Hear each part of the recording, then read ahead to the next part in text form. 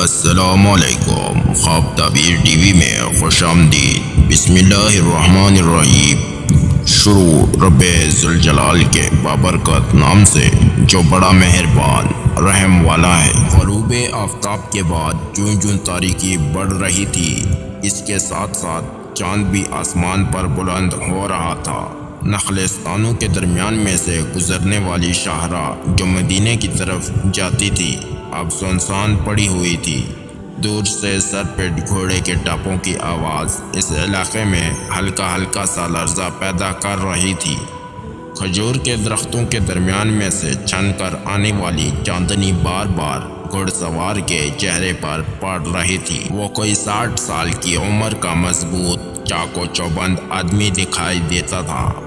لمبی مسافت کی تھکن اس کے چہرے پر آویزاں تھی۔ منزل کے قریب ہونے کی وجہ سے سوار نے گھوڑے کی باگھیں ڈھیلی چھوڑ دی۔ رفتہ رفتہ باغات کے درمیان میں اکا دکا مکانات اور حویلیاں بھی ابھرنے لگی، حتیٰ کہ وہ شہر میں داخل ہو گیا۔ وہ گزرنے والی ہر گلی اور مکان کو بڑے غور سے دیکھتا، جیسے کسی مکان کو تلاش کر رہا ہو۔ کبھی وہ کسی مکان کے قریب گھوڑے کو روکتا، لیکن پھر آگے چلنے کے لیے اس کی لگام ہلا دیتا، اور چوراہوں میں آدمیوں کی آمد و رفت ابھی جاری تھی، لیکن ان میں سے کوئی بھی اسے نہ پہچانتا تھا۔ اب وہ گھوڑے سے نیچے اتر آیا اور گھوڑے کی لگام ہاتھ میں پکڑ کر چلنے لگا۔ تھوڑی دیر بعد وہ ایک مکان کے سامنے رک گیا۔ اس نے ذہن پر زور دیا۔ اس کی یادداشت جاگ اٹھی اور خوشی اس کے چہرے پر ظاہر ہوئی۔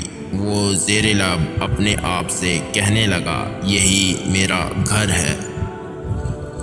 دروازہ کھلا ہوا تھا، اس لیے وہ بلا اجازت اس مکان میں داخل ہو گیا۔ بالا خانے پر موجود گھر کے مالک نے نیچے صحن میں گھوڑے کی آہٹ سنی تو اس نے کھڑکی سے نیچے دیکھا۔ نیچے ایک مسلح اجنبی کھڑا تھا۔ وہ غضبناک ہو کر نیچے اتر آیا۔ وہ 30 برس کی عمر کا تنومند جوان دکھائی دیتا تھا۔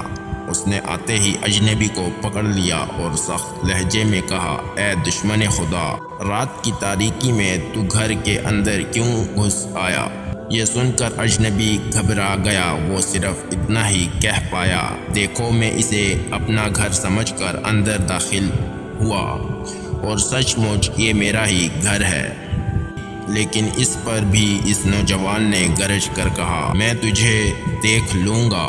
دونوں کے باہم الجھنے سے شور زیادہ بلند ہوا۔ چند پڑوسی بھی ادھر آ گئے۔ انہیں دیکھ کر اجنبی بجائے گھبرانے کے زور زور سے کہنے لگا، لوگو، کیا یہ میرا گھر کسی دوسرے کے قبضے میں چلا گیا ہے؟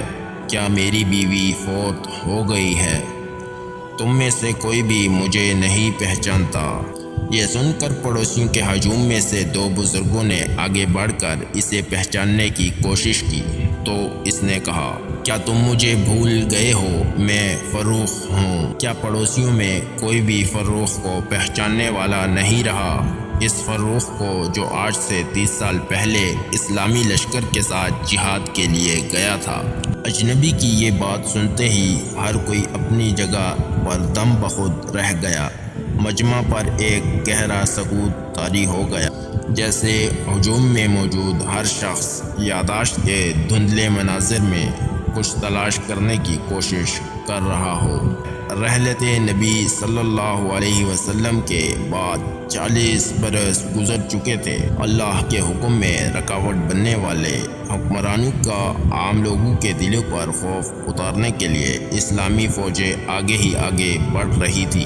انہی لشکروں میں سے ایک لشکر سجستان کو فتح کرنے کے لیے روانہ ہوا تھا، جس کی قیادت ایک صحابی ربیع بن زیاد الحارثی رضی اللہ عنہ کر رہے تھے۔ ان کے ہمراہ فروخ نامی ان کا غلام بھی تھا۔ سجستان پر فتح کا پرچم لہرانے کے بعد ماورائے النہر کے علاقہ پر ان کی نگاہیں تھیں، لیکن دریائے سجون کی خونخوار موجیں ان کی راہ میں حائل تھیں۔ تب انہوں نے ازسرنو فوج ترتیب دی اور پھر اللہ کا نام لے کر موجوں کے سینے پر چیرتے ہوئے دریا عبور کر کے دشمن کے روبرو ہو گئے۔ جب میدان کارزار گرم ہوا تو ربیع بن زیاد حارثی رضی اللہ عنہ کی جانباز سپاہ نے شجاعت و بہادری کے ایسے جوہر دکھائے کہ دشمن کے پاؤں اکھڑ گئے۔ ان کے غلام فروخ نے بھی جنگی مہارت کا ایسا نمونہ پیش کیا کہ سپہ سالار کی نگاہ میں اس کی عظمت دوبالا ہو گئی۔ مسلمانوں کو فتح نصیب ہوئی اور دریا عبور کرنے کے بعد چین کی جانب اسلامی فوجوں کے لیے راستہ کھل گیا۔ ربیع بن زیاد الحارثی رضی اللہ عنہ نے اپنے غلام فروخ سے متاثر ہو کر اسے آزاد کر دیا اور اپنے حصے کے تمام اموال غنیمت بطور انعام دے کر اس کی عزت افزائی فرمائی۔ اس کے 2 سال بعد ربیع الحارثی رضی اللہ عنہ اپنے رب سے جا ملے۔ جانباز مجاہد فروخ اموال غنیمت کا ڈھیر لیے مدینے آ پہنچا تو اس وقت وہ زندگی کی 30 بہاریں دیکھ چکا تھا۔ اس نے سوچا کہ اب ایک گھر بنا لینا چاہیے، چنانچہ ایک گھر خرید کر اس نے ایک عورت سے شادی کر لی، مگر مجاہدانہ زندگی فروخ کی عادت بن چکی تھی۔ گھر میں بیکار پڑا رہنا اس سے راز نہ آیا۔ اس دوران میں خراسان کے محاذ پر اسلامی لشکر کو کمک کی ضرورت پڑی تو حکومت وقت نے جہاد میں شامل ہونے کی اپیل کی۔ فروخ نے جھٹ فیصلہ کر لیا کہ وہ بھی جہاد کے لیے ضرور جائے گا۔ ان دنوں مجاہدوں کی اہل و عیال کی ذمہ داری حکومت پر ہوتی تھی اور پورا لشکر صرف اور صرف حکومت اسلامیہ ہی کی سرکردگی میں تیار ہوتا تھا۔ بیوی بچوں اور گھر بار کو چھوڑنا بڑے دل گردے کا کام تھا۔ پھر بھی فروخ نے یہ فیصلہ کر لیا تھا۔ انہوں نے اپنی نئی نویلی دلہن کو تسلی دی اور اسے ایک تھیلی دیتے ہوئے کہا، دیکھو اس میں 30,000 دینار ہے، یہ حکومت نے مجھے خرچ کے لیے دیے ہیں، ان کو کسی نفع بخش تجارت میں لگا دینا، ان سے ہی اپنے اخراجات بھی پورے کرنا اور ہونے والے بچے کی پرورش اور تربیت انتظام بھی کرنا، یہاں تک کہ میں جہاد سے واپس آ جاؤں۔ یا اللہ میری تمنائے شہادت پوری کر دے۔ جہاد پر روانگی کے 6 ماہ بعد فروخ کے گھر ایک بچہ پیدا ہوا۔ بچہ اتنا خوبصورت تھا کہ اس کو دیکھ کر ماں شوہر کی جدائی کا سارا غم بھول گئی۔ ماں نے بچے کا نام ربیع رکھا اور اسے لائق استاذہ کی نگرانی میں دے دیا۔ بہت ہی تھوڑے عرصے میں بچے نے مکمل قرآن حفظ کر لیا اور احادیث کا بھی خاصا ذخیرہ یاد کر لیا۔ ماں جب بھی بچے کی علمی قابلیت میں ترقی دیکھتی، اساتذہ کے انعام و اکرام میں اضافہ کر دیتی۔ وہ چاہتی تھی کہ بچہ ایسا تعلیم یافتہ اور با اخلاق ہو جائے کہ باپ اگر دیکھے تو اس کی آنکھیں ٹھنڈی ہو جائیں۔ لیکن ایک مدت گزر گئی، فروخ کی کوئی صحیح خبر نہ ملی۔ فروخ کے بیٹے نے خدمت علم کو اپنا مقصد حیات بنا لیا، چنانچہ وہ مسجد نبوی کی علمی مجالس میں شریک ہونے لگا۔ صحابہ کرام میں اس وقت سب سے معزز و محترم شخصیت حضرت انس بن مالک رضی اللہ عنہ کی تھی، جو رسول اللہ صلی اللہ علیہ وسلم کے خاص خادم بھی رہ چکے تھے۔ صحابہ رضی اللہ عنہم اجمعین کے بعد تابعین میں سے سعید بن مسیب رحمۃ اللہ علیہ جیسے علماء کے در سے بطور خاص منسلک ہو گیا۔ اچانک بالا خانے کی ایک کھڑکی سے ایک نسوانی آواز بلند ہوئی، انہیں چھوڑ دو بیٹا، انہیں چھوڑ دو۔ یہ گھر کی مالکہ یعنی ربیع کی ماں کی آواز تھی، جو شور سن کر بیدار ہو چکی تھی۔ ماں کی آواز سن کر بیٹا نرم پڑ گیا۔ اتنے میں اس کی ماں نیچے اتر آئی اور کہا، بیٹے یہ تمہارے والد محترم ہیں، اور اے عبد الرحمن یہ تمہارا بیٹا ربیع ہے۔ تعارف ہوتے ہی دونوں باپ بیٹا گلے مل گئے۔ ربیع نے ہاتھ اور پیشانی چومی اور باپ کی محبت بیٹے پر نچھاور ہونے لگی۔ فروخ 30 سال کے بعد آج اپنے گھر آیا تھا اور اپنی مجاہدانہ سرگزشت سنانے کے ساتھ ساتھ اپنی بیوی کے حالات بھی پوچھتا رہا اور پھر مستقبل کے بارے میں سوچنے لگا۔ ربیع کی ماں، دیکھو میرے پاس اس وقت 40,000 دینار ہیں، جو 30,000 دینار میں نے تمہیں دیے تھے، اس میں سے جو کچھ بچت ہے اس سے ان میں شامل کر لو۔ تو اس سے ہم کچھ قابل کاشت رقبہ اور باغ خرید لیں گے تاکہ گزر بسر کا سہارا بن جائے۔ بیوی نے شوہر کی بات ٹال دی۔ اس خوشی کے موقع پر اسے یہی فکر کھائے جا رہی تھی کہ شوہر نے جو 30,000 دینار اس کے حوالے کیے تھے وہ سب تو بچے کی تعلیم و تربیت پر خرچ ہو گئے ہیں۔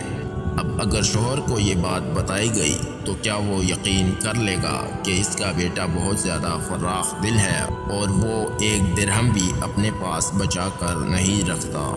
مدینہ کے لوگ جانتے ہیں کہ وہ اپنے دوست احباب اور مستحق لوگوں پر کتنا زیادہ خرچ کرتا ہے۔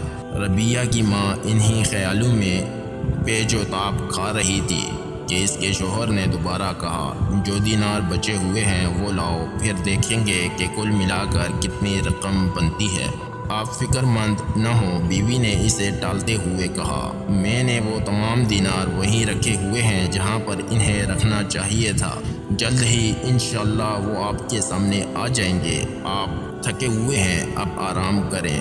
تھکے ماندے فروخ کو ایسی نیند آئی کہ صبح کی خبر نہ ہوئی۔ بیدار ہونے پر وضو کیا اور دروازے سے نکلتے ہوئے بیوی سے پوچھا کہ ربیہ کہاں ہے؟ وہ اذان سنتے ہی مسجد میں پہنچ جاتا ہے۔ بیوی نے کہا، آپ کو کچھ دیر ہو گئی ہے، اب شاید ہی جماعت آپ کو مل سکے۔ فروخ جب مسجد میں پہنچے تو جماعت ہو چکی تھی۔ انہوں نے تنہا نماز ادا کی اور فارغ ہو کر جب مسجد سے باہر کی طرف آنے لگا تو دیکھا کہ پوری مسجد کھچا کھچ بھری ہوئی ہے۔ طالبان علم کا ایسا باوقار اجتماع انہوں نے کبھی پہلے نہیں دیکھا تھا۔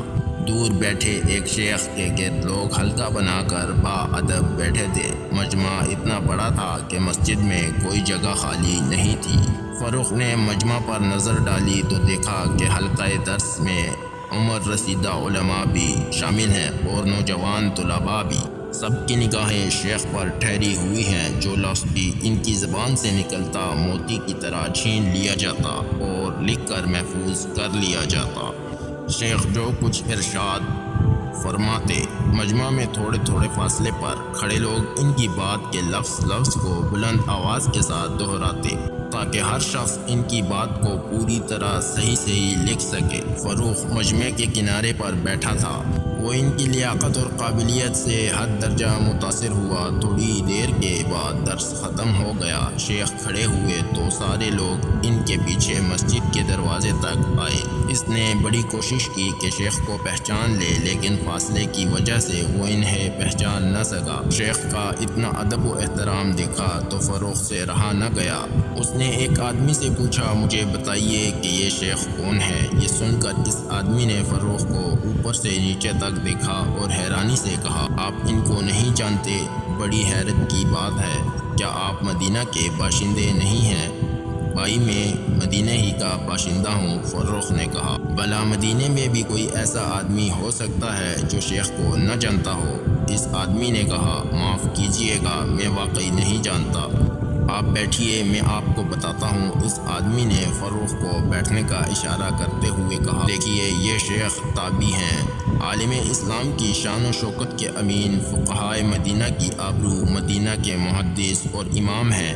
گو عمر میں ابھی نوجوان ہیں۔ ان کی مجلس میں مالک بن انس، ابو حنیفہ النعمان، یحییٰ بن سعید انصاری، سفیان ثوری، عبد الرحمن اوزاعی جیسے بڑے بڑے علماء و فقہاء بھی شامل ہوتے ہیں۔ اہل مدینہ میں ان سے بڑھ کر کوئی سخی، خوش اخلاق اور باکردار نہیں، لیکن آپ نے ان کا نام نہیں بتایا۔ فروخ نے بے تابی سے پوچھا، ان کا نام ربیہ الرائے ہے۔ فروخ نے بے ساختہ حیرت سے دوبارہ پوچھا، ہاں ربیہ ہی ان کا نام ہے، لیکن مدینہ کے عالم ان کو ربیہ الرائے ہی کہتے ہیں، کیونکہ علماء کسی دینی مسئلے کو سلجھا نہ پا رہے ہوں تو انہی کے پاس جاتے ہیں اور مطمئن ہو کر واپس آتے ہیں۔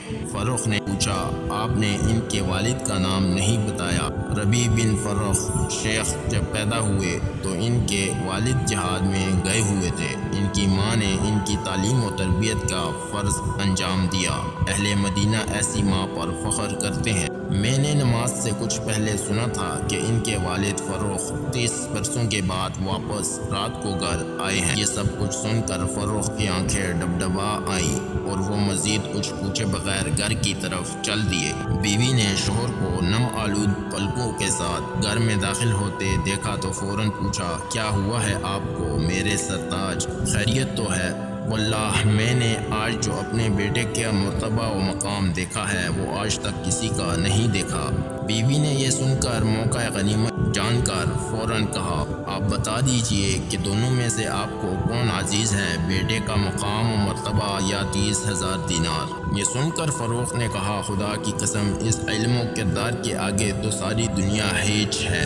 یہ 30,000 دینار میں نے اسی علم و کردار کی بلندی تک بیٹے کو پہنچانے کے لیے خرچ کر دیے ہیں۔ بتائیے اللہ کے ساتھ کی ہوئی اس تجارت پر خوش ہے یا نہیں؟ بیوی کی یہ بات سن کر فروخ نے جذبات سے لبریز آواز میں کہا، اللہ تمہیں جزائے خیر سے نوازے، تم نے مجھے وہ خوشی دی ہے جس پر ہر خوشی قربان۔ ایسی تجارت میں سرمایہ کھپایا ہے جس سے نفع بخش تجارت اور کوئی نہیں۔